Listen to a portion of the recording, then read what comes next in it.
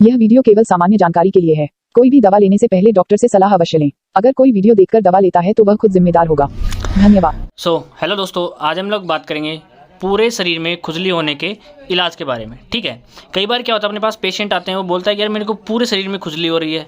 वहाँ पे अपने को कुछ दाने भी नज़र नहीं आते और कुछ उसमें अपने को देखने को, मतलब हम देखते हैं तो उसमें कुछ पॉजिटिव या फिर रैशेज वगैरह कुछ भी देखने को नहीं मिलते हैं, लेकिन उसको पूरी बॉडी में खुजली चल रही होती है।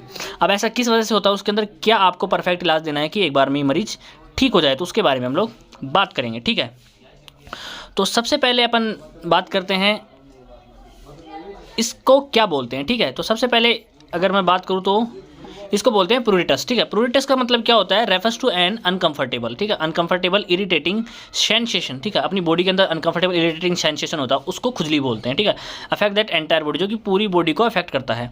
Then being localize to a specific area, मतलब किसी स्पेसिफिक एरिया में वो खुजली नहीं चलती, जैसे हाथ में चल रही हो, पैर में चल रही हो, ऐसे नहीं, पूरी बॉडी के अंदर वो खुजली चलती है, उसको प्रूरिटस बोलते हैं, जिसको अपन बोलते हैं पूरे शरीर में खुजली चल रही है।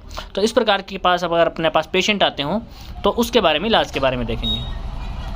तो अपन इसके कोजेस के बारे में देखते हैं। ठीक है, कि क्या क्या कोजेस हैं। तो पहला तो होता है स्किन कंडीशन, रैसेस वगैरह हो सकते हैं, देखने को मिले या फिर नहीं भी मिले। एलर्जिक रिएक्शन, एलर्जिक रिएक्शन गाँव में सबसे ज़्यादा देखने को मिलती है, खेतों में काम करने वाले लोगों में। कहीं पे जो पराग एलर्जी जो होती है ना, जो परागकण जो होते हैं, जो पेड़ पौधों में जो चीज़ें निकलती हैं, उनसे एलर्जी हो सकती है। ड्राई स्किन, जो अभी जो क्या है, कोल्ड का मौसम है, सर्दी का मौसम है, तो उसमें अपनी स्किन क्या होती है, ज़्यादातर ड्राई रहती है, तो उस वजह से हो सकता है। इन्फेक्शन हो सकता है, फंगल इन्फेक्शन हो सकता है, वायरल इन्फेक्शन हो सकता है। मेडिकेशन, कुछ अगर अपन कभी बार दवाइयाँ ले लेते हैं तो वो क्या करती है, रिएक्शन कर जाती है, उससे पूरी बॉडी में खुजली चलने लग जाती है। और एक है प्रेगनेंसी, प्रेगनेंसी में भी कई बार किसी किसी पेशेंट को क्या होता है, पूरी बॉडी में हल्की हल्की खुजली रहती है। तो उसके इलाज के बारे में बात करेंगे। तो इसमें सिम्टम्स में और क्या क्या देखने को मिलते हैं, कंटिन्यूसली स्कोचिंग होगी, रेडनेस हो सकती है, वहाँ पे रैशेज हो सकते हैं, हाइव्स मतलब कि उभार से बन सकते हैं, जैसे दापड़े जिसको अपन बोलते हैं, या फिर ड्राई और क्रैक्ड स्किन हो सकती है। ठीक है, या फिर secondary infection due to scratching, अब बार बार अपन खुजली करेंगे तो वहाँ पे क्या हो सकता है, ब्लड आ जाएगा, तो इन्फेक्शन फैलने के चांसेस होते हैं, तो उससे सेकेंडरी इन्फेक्शन भी हो सकता है। ठीक है, तो ये सारे हैं कोजेज और सिम्टम्स। अब बात आती है इलाज की। तो अगर इसके ट्रीटमेंट के बारे में बात करें तो सबसे बेस्ट जो है, अगर किसी को पूरी बॉडी में खुजली चल रही है तो आप उसको परमेथ्रिन का लोशन दीजिए। ठीक है, परमेथ्रिन का जो लोशन होता है, इसको आदमी को कब लगाना है, जैसे किसी को भी हो रहा है तो रात को सोने से पहले इसको लगाना है, ताकि ओवरनाइट आपकी बॉडी पे ये लगा रहे और जो खुजली का जो सेंसेशन है उसको ख़त्म कर सके। ठीक है, या फिर आपकी बॉडी पे अगर कोई एलर्जिक प्रोडक्ट भी लगा है, कोई केमिकल लगा है, तो उसको भी ये काम करना नहीं देता है, मतलब कि बिल्कुल भी खुजली नहीं चलती है। तो आप इसको रात को सोते टाइम लगाइए, सुबह अच्छे मतलब कि पानी से आप नहा सकते हैं। ठीक है, तो रात को सोते टाइम आप इसको लगाएंगे, क्योंकि खुजली जो रात को बहुत ज़्यादा परेशान करती है। तो इस प्रकार से आप परमेथ्रिन लोशन लगाएंगे। उसके बाद में सेकंड नंबर पे, अगर आपके पास परमेथ्रिन लोशन नहीं है तो आप गामा स्कैब जो आता है, जिसके अंदर गामा बेंजीन हेक्साक्लोराइड का जो लोशन जो आता है, ठीक है, इसके अंदर सिट्रेमाइड भी आती है, वो ये बहुत काम करता है, जो कि स्कैबीज वगैरह में अपन इसको बहुत ज़्यादा यूज़ करते हैं।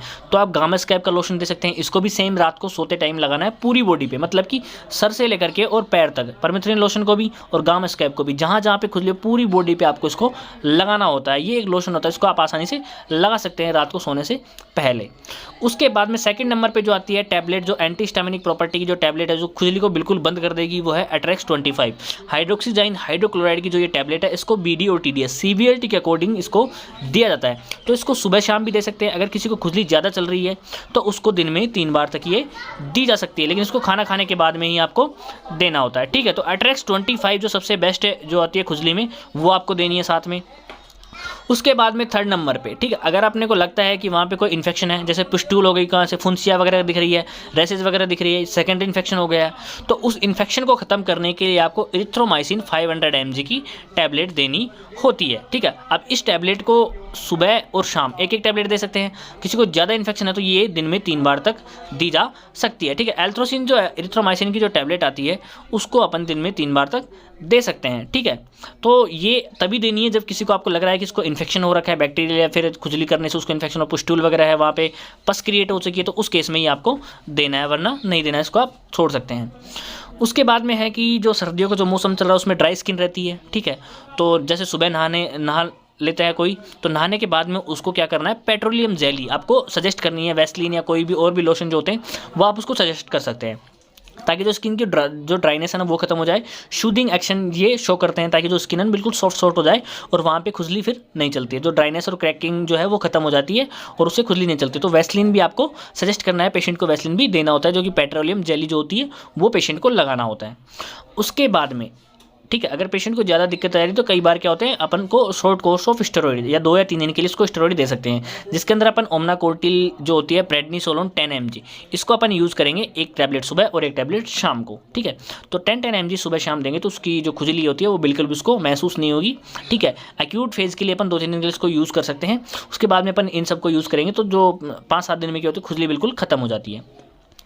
उसके बाद में अपन देखते हैं, अगर इचिंग फिर से हो रही है, इतना ट्रीटमेंट दे रही है, फिर से इचिंग हो रही है, तो भाई साहब उसको या तो डायबिटीज़ हो सकती है, जॉन्डिस हो सकता है, यूरिन का टेस्ट करवाना जरूरी है। अगर फिर भी अपने को कोई कोज नहीं मिलता, सब कुछ नॉर्मल है, तो उसको इंजेक्शन कैल्शियम सैंडोज दिया जाता है। ठीक है, 10 cc का जो इंजेक्शन आता है इसको स्लोली IV रूट के थ्रू दिया जाता है और ये कम से कम 3 से लेकर के और 5 दिन तक रोजाना का एक इंजेक्शन देना होता है, ताकि उसकी बॉडी के अंदर से जो अगर कोई ब्लड में इन्फेक्शन है तो वो खत्म हो जाए।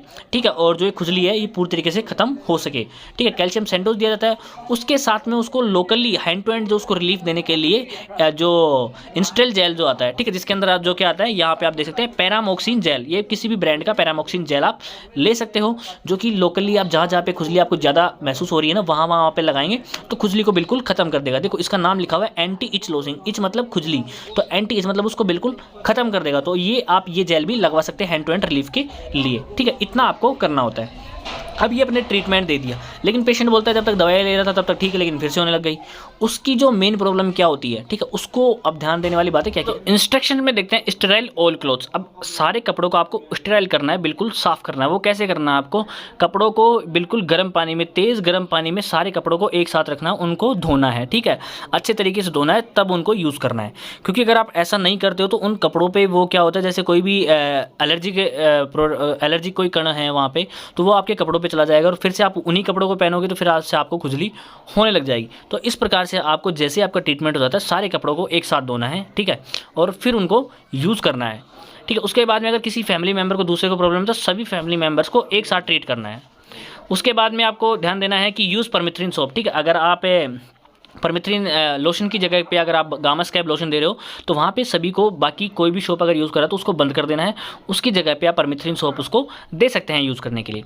अब अवॉइड ड्राई स्किन को अवॉइड करना है। पेट्रोलियम जेली वगैरह लगा करके, वैसलीन वगैरह लगा करके कोई भी लोशन लगा सकते हैं जिससे आपकी स्किन ड्राई ना रहे। ठीक है, यूज़ कॉटन क्लोथ्स। ठीक है, जो बाकी जो सारे कपड़े होते हैं उनकी वजह पर आप खुले कॉटन के कपड़े पहनेंगे तो ज़्यादा अच्छा रहेगा, परमानेंट इसका इलाज हो जाएगा। 100% इससे रिलीफ देखने को मिलता है, क्योंकि जो भी प्रैक्टिस में हम यूज़ करते हैं जिससे हमें अच्छा रिजल्ट देखने को मिलता है वही चीज़ें आपको बताई जाती हैं। तो इस प्रकार से अगर किसी को भी पूरी बॉडी में खुजली चलती है तो इस प्रकार से उसका इलाज किया जाता है। ठीक है, जो भी कारण हो इसमें ये सारा ट्रीटमेंट पेशेंट को अकॉर्डिंगली दिया जाता है। अगर इन्फेक्शन हो तो उसको एंटीबायोटिक दें, वरना कोई ज़रूरत नहीं है। पेशेंट की जो खुजली है वो बिल्कुल ख़त्म हो जाती है। तो पूरी बॉडी के अंदर जो खुजली चल रही थी उसका इलाज के बारे में आशा करता हूँ कि आपको काफ़ी अच्छे से समझ में आया होगा। फिर भी अगर कोई क्वेरी है तो आप कमेंट में हमसे पूछ सकते हैं, आपको हैंड टू हैंड आंसर देखने को मिलेगा। अगर आपको किसी टॉपिक पर वीडियो चाहिए तो आप कमेंट में लिख दीजिए और बने रहिए हमारे साथ नेक्स्ट वीडियो के लिए। थैंक यू, धन्यवाद, जय हिंद, जय भारत।